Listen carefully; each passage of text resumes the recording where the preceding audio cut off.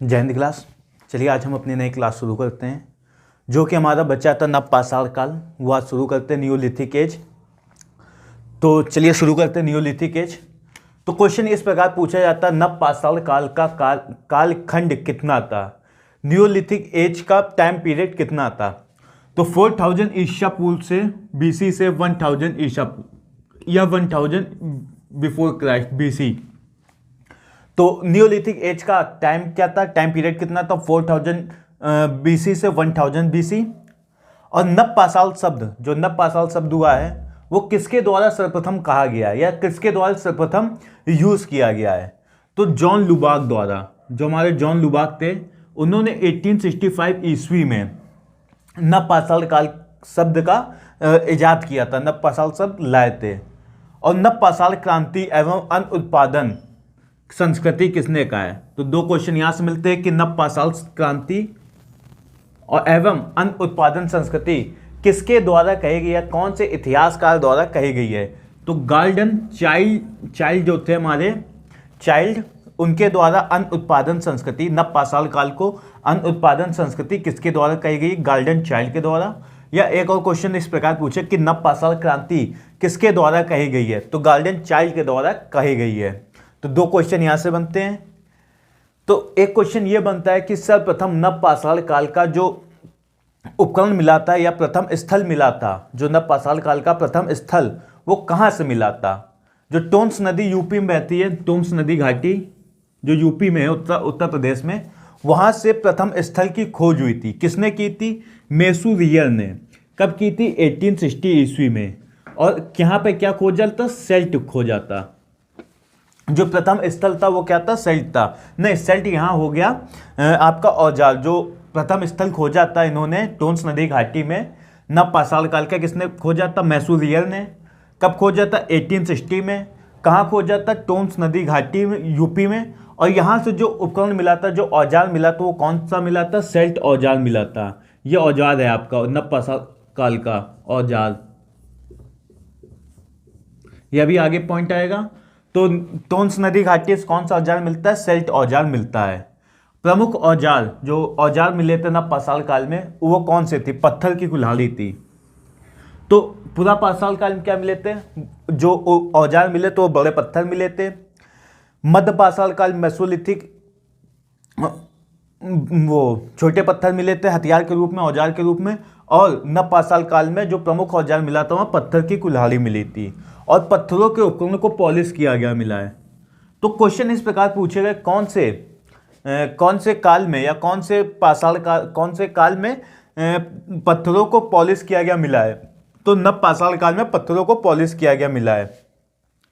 तो क्वेश्चन एक और पूछता है, सबसे मोस्ट इंपॉर्टेंट, कृषि की शुरुआत हुई।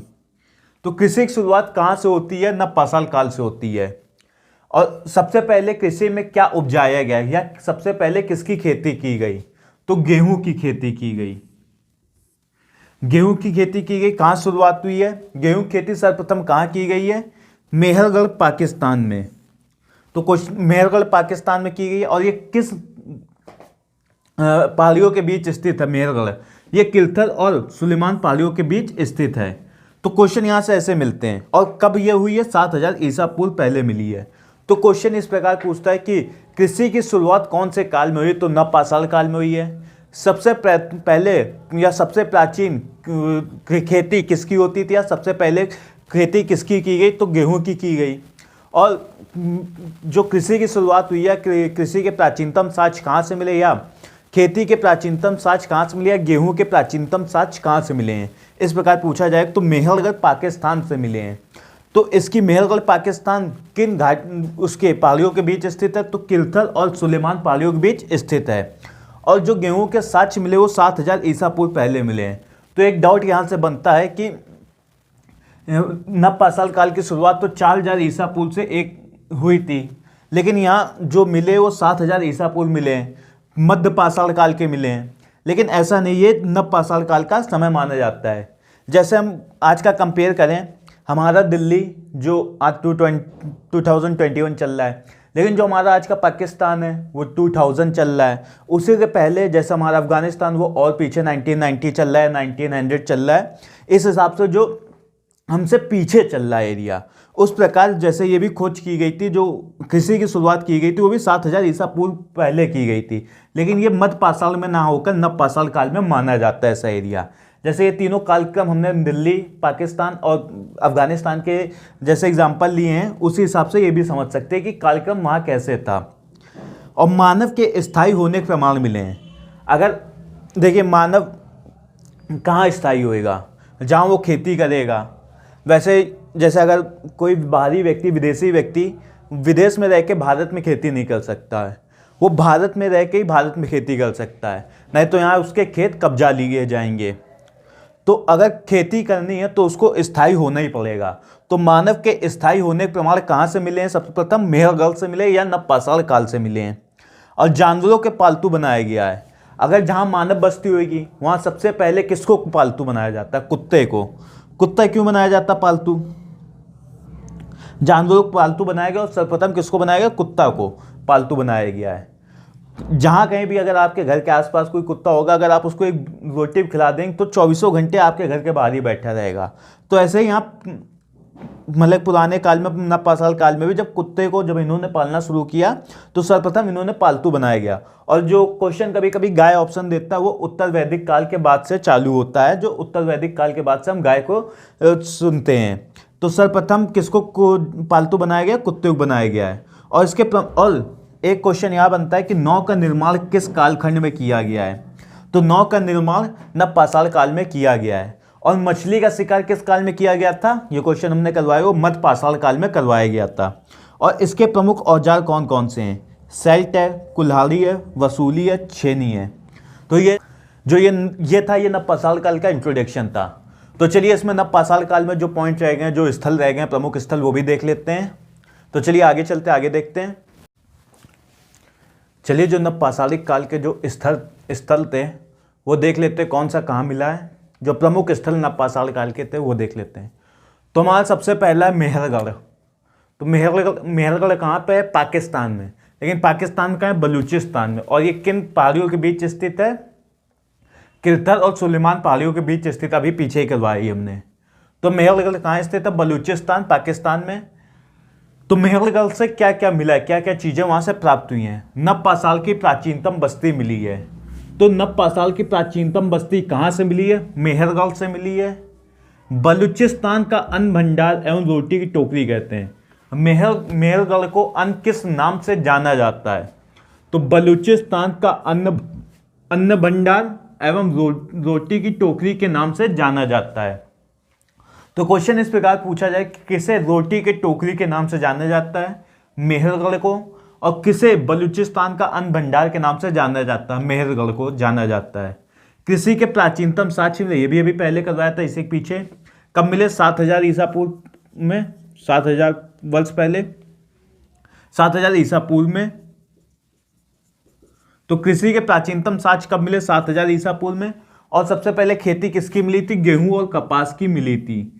तो गेहूं सर्वप्रथम मिला था, उसके बाद कपास, फिर उसके बाद रागी की खेती मिली थी। रागी के जो प्राचीनतम साक्ष्य भारत में मिलते हैं वो मेहरगढ़ से मिलते हैं।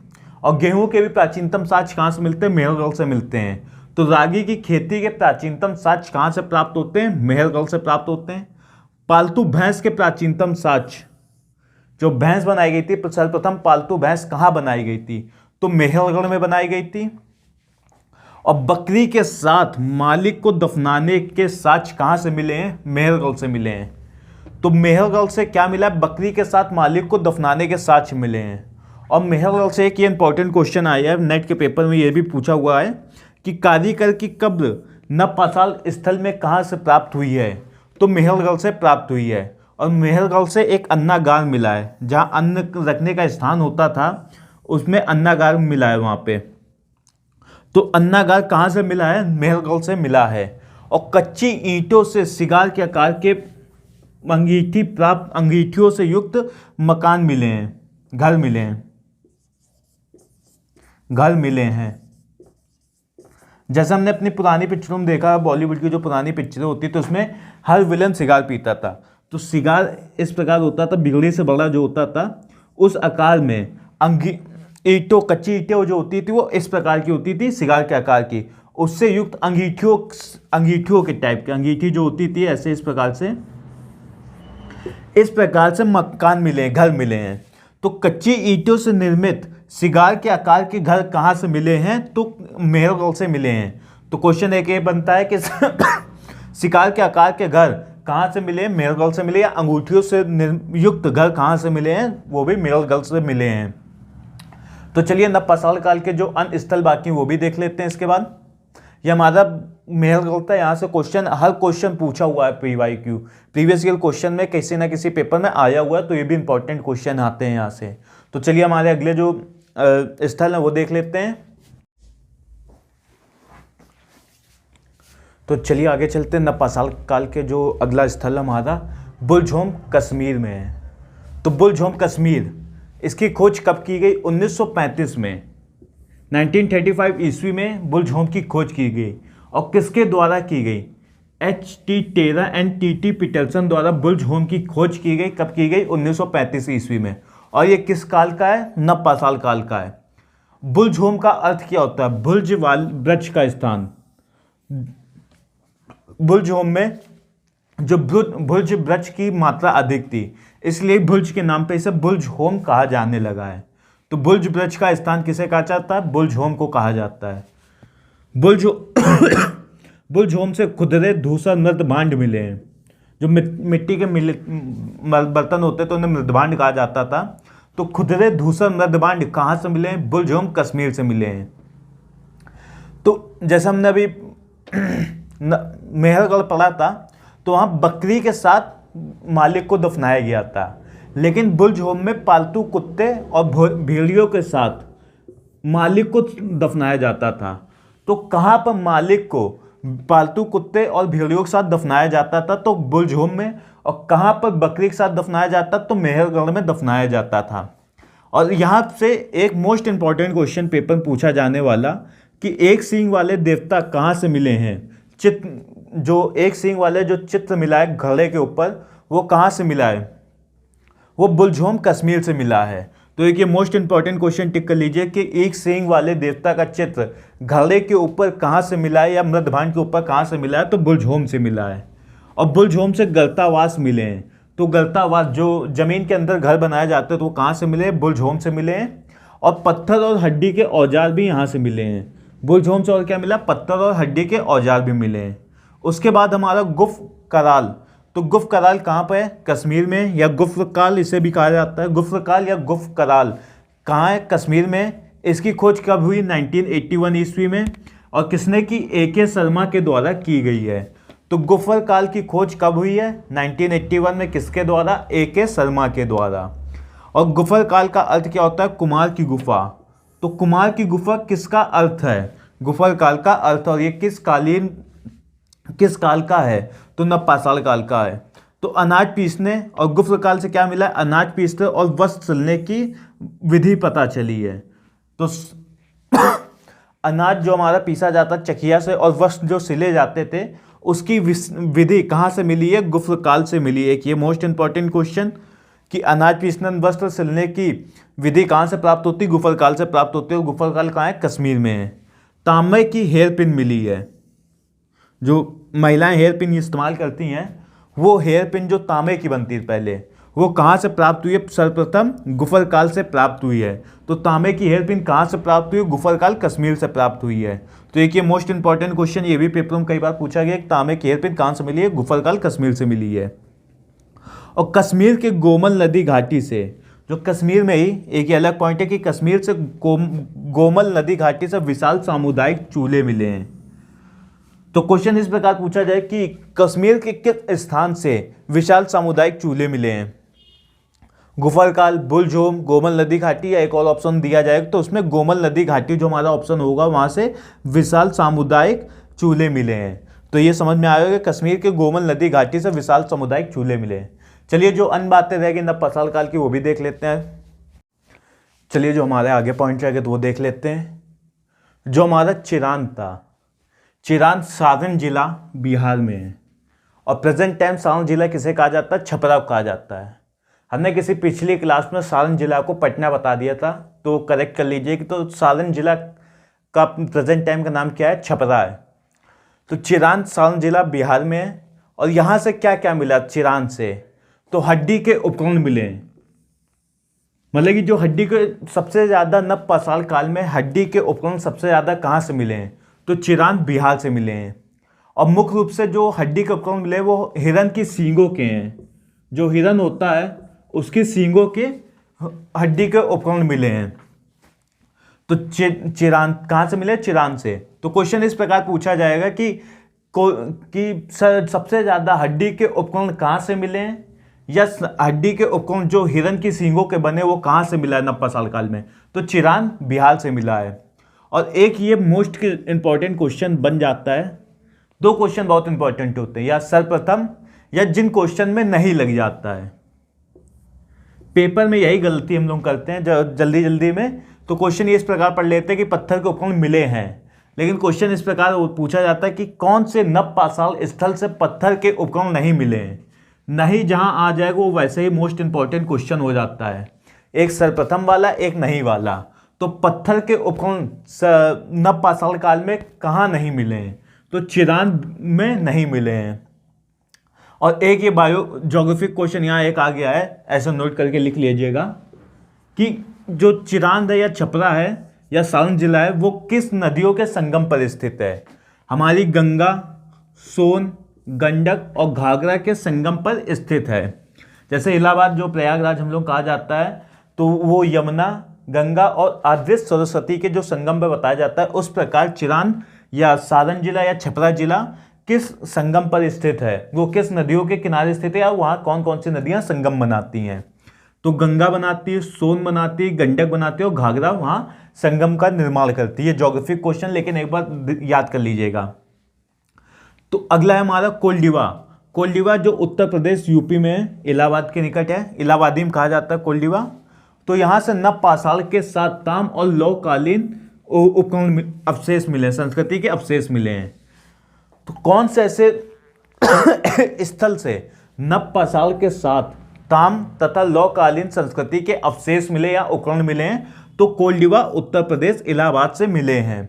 तो एक ये मोस्ट इंपॉर्टेंट क्वेश्चन हो गया, कोलडीवा उत्तर प्रदेश से नव पाषाण के साथ साथ ताम तथा लौहकालीन संस्कृति के अवशेष मिले हैं। और कोलडीवा से चावल के प्रथम अवशेष मिले हैं। तो चावल धान के प्राचीनतम साक्ष्य कहाँ से मिलते हैं, कोलडीवा से मिलते हैं। तो एक ये मोस्ट इंपॉर्टेंट क्वेश्चन हो गया है। गेहूं के साक्ष्य कहाँ से मिलते हैं, मेहरगढ़ से, और चावल के साक्ष्य कहाँ से मिलते हैं, कोलडीवा से। तो डिफरेंस यहाँ से कर लीजिएगा, गेहूं मेहर और चावल कोलडीवा। और यहाँ से वृत्ताकार झोपड़ियों के स्तर प्राप्त हुए। जो वृत्ताकार झोपड़ी कहाँ से प्राप्त हुई हैं, तो कोलडीवा उत्तर प्रदेश से प्राप्त हुई है। अगला हमारा महगढ़, ये भी उत्तर प्रदेश में है। यहाँ से पशुवाड़ा या गौशाला के साक्ष्य मिलते हैं। तो गौशाला के साक्ष्य या जहाँ गौशाला कहाँ होती है, जहाँ पशुओं को, गायों को मेनली रखा जाता है, और पशुवाड़ा जहाँ जानवरों को रखा जाता है, उसके साक्ष्य कहाँ से प्राप्त हुए, महगढ़ से प्राप्त हुए। और ये कहाँ पर है, उत्तर प्रदेश में है। तो चलिए आगे चलते हैं। हमारे दक्षिण भारत के जो नव पाषाण काल के स्थल है उनके बारे में जान लेते हैं। तो प्रथम साक्ष्य जो नव पाषाण काल का कहाँ से प्राप्त होता है दक्षिण भारत में, सगनकल्लू से प्राप्त होता है जो कि कर्नाटक में, और नागार्जुन कोंडा से प्राप्त होता है जो कि आंध्र प्रदेश में है। तो सर्वप्रथम साक्ष्य दक्षिण भारत नव पाषाण काल के कहाँ से मिले, सगनकल्लू कर्नाटक से और नागार्जुन कोंडा आंध्र प्रदेश से मिले हैं। और जो उत्तर भारत में सर्वप्रथम साक्ष्य कहाँ से मिले, टोन्स नदी घाटी उत्तर प्रदेश से मिले हैं, जो सर्वप्रथम उसके नव पाषाण काल के साक्ष्य मिले हैं। और जो पिकली हल हमारा है जो कर्नाटक में स्थित है, तो कभी कभी क्वेश्चन पूछ लेता है कि पिकली हल कहाँ स्थित है, कर्नाटक में। सगनकल्लू कहाँ स्थित है, कर्नाटक में। नागार्जुन कोंडा कहाँ है, आंध्र प्रदेश में। इस प्रकार क्वेश्चन भी याद कर लीजिए, कौन सा स्थल कहाँ पर है, कौन से राज्य में है। तो पिकली हल से भस्म टीले पाए गए हैं। तो भस्म टीले पाए गए कहाँ से पाए गए, पिकली हल से। ये भस्म टीले क्या होते थे, जैसे हमारा ये अभी कहाँ गया क्वेश्चन, गौशाला होती थी, गौशाला या पशुवाड़ा होता था, वहाँ जो गोबर होता था इनका वो इकट्ठा करके जब उसको आग लगा देते थे, जो उसके जलने के बाद जो अवशेष बचते थे उसे भस्म टीले कहा गया है। तो भस्म टीले किसको कहा गया, जो गौशाला में जो गोबर होता था उसको जलाने के बाद जो अवशेष बचते थे उसे भस्म टीला कहा गया है। तो भस्म टीला समझ में आया किसे कहा गया है। और भस्म टीले सर्वप्रथम कहाँ से प्राप्त हुए हैं? पिकलिहर कर्नाटक से प्राप्त हुए हैं। तो चलिए आगे चलते हैं। जो टीजे न्यूबोल्ट ने कर्नाटक के कुबगल से राग के टीले की खोज की है। टीजे न्यूबोल्ट ने कर्नाटक के कुबगल से राग के टीले की खोज की। तो राग के टीले खोज कहाँ से की गई है? सर्वप्रथम कुबगल से। और कुबगल किस राज्य में? कर्नाटक में। और राग के टीले खोज सर्वप्रथम किसने की? टीजे न्यूबोल्ट ने। तो टीजे न्यूबोल्ट ने क्या खोजा? राग के टीले कहाँ से? कुबगल कर्नाटक से। और एक क्वेश्चन इसी से बनता है कि रॉबर्ट ब्रूस फूट ने इसे नवपाषाण काल का बताया है। तो रॉबर्ट ब्रूस फूट ने किसे नवपाषाण काल का बताया? राग के टीलों को बताया जो कुबगल से प्राप्त हुए, उसे नवपाषाण काल का बताया, जिसकी खोज टीजे न्यूबोल्ट ने की थी। रॉबर्ट ब्रूस फूट से दो क्वेश्चन रिवीजन कर लीजिए, पेपरों में अधिकतर पूछे जाते हैं। एक, रॉबर्ट ब्रूस फूट ने सर्वप्रथम किस स्थल की खोज की थी? तो 1963 ईस्वी में, मई 1963 ईस्वी में पलवरम की खोज की थी। और इसी के बाद सितंबर 1863 में किसकी खोज की थी? रॉबर्ट ब्रूस फूट और विलियम किंग ने तो अतिरमपक्कम की खोज की थी। तो ये दो क्वेश्चन ये भी याद रखिएगा। और बुहिल से सामुदायिक भोज के साक्ष्य प्राप्त हुए। जो सामुदायिक भोज होता था, जो पंगत होती थी, उसके साक्ष्य कहाँ से प्राप्त हुए? सर्वप्रथम बुहिल से प्राप्त हुए। ये भी दक्षिण भारत में कहीं स्थित है। तो चलिए दक्षिण भारत के जो कुछ पॉइंट बाकी रह गए वो भी देख लेते हैं। तो वो भी देख लेते हैं। जो हमारा टेकलकोट, जो प्रेजेंट टाइम कर्नाटक में है, से सोने की लटकन या बालियां प्राप्त हुई हैं। जो महिलाएं या पुरुष भी, पहले आपने जो पुराने उसमें देखे होंगे, तो पुरुष भी उसमें पहनते थे सोने की लटकन या सोने की बालियां। वो कहाँ से प्राप्त हुई हैं? टेकलकोट कर्नाटक से प्राप्त हुई हैं। और वाटंगल कर्नाटक से सुपारी के साक्ष्य मिले हैं। तो सुपारी, जो यूपी और बिहार के लोग पान ज़्यादा खाते हैं, उसमें जो पान के कट्टा सुपारी जो लगती, वो वाली सुपारी, वो उसके साक्ष्य सर्वप्रथम कहाँ से प्राप्त हुए हैं? तो वाटंगल कर्नाटक से प्राप्त हुए हैं। जो हमारी असम और मेघालय से गारो पहाड़ियाँ जो हमारी हैं, वहाँ से नवपाषाण काल के उपकरण मिले हैं। तो हमारा असम और मेघालय की गारो पहाड़ियों से नवपाषाण काल के उपकरण मिले हैं। तो क्वेश्चन इस प्रकार पूछा जाएगा, कौन से पूर्वी भारत के हिस्से से नवपाषाण काल के उपकरण मिले हैं? तो असम और मेघालय से। या कौन सी पूर्वी हिस्से की पहाड़ी से नवपाषाण काल के स्थल मिले? तो गारो पहाड़ी से मिले हैं। और नवपाषाण काल में मृत भांड की शुरुआत होती है। जो मृत भांड हमारे मिट्टी के बनाए जाते थे, मिट्टी के बर्तन वगैरह, उसकी शुरुआत कहाँ से होती थी? नवपाषाण काल से होती थी। और मृत भांड बनाया जाता तो कौन बनाता? तो उससे कुंभकार। तो कुंभकारी की शुरुआत भी नवपाषाण काल से होती है। तो यह हमारा नवपाषाण काल था। जितने मोस्ट इंपॉर्टेंट पॉइंट थे या प्रीवियस ईयर क्वेश्चन में जितने क्वेश्चन पूछे गए थे, वो इसमें सब आते हैं। आप प्रीवियस क्वेश्चन पेपर उठा के देखिएगा, जो पिछले जितने भी एग्जाम हुए हैं, तो सब क्वेश्चन यहीं से मिलेंगे। और जो कुछ एक दो पॉइंट छूट जाते हैं, और जब हम इसका भी क्वेश्चन करवाएंगे तब उसमें वो आ जाएंगे। तो चलिए, जिसको कोई भी और जो कल की क्लास होगी वो लॉ युग पे शुरू करेंगे। जो लॉ युग था हमारा, उस पर शुरू करेंगे। तो चलिए हम आज की क्लास यहीं समाप्त करते हैं। या किसी को कोई भी दिक्कत या नया टॉपिक पढ़ना हो, वो इस कमेंट बॉक्स में लिख दे, तो हम उसको यहीं बता देंगे। और कल हम फिर इसकी नई क्लास शुरू करते हैं लॉ युग से। तो चलिए आज के लिए यहीं समाप्त करते हैं। तो जय हिंद।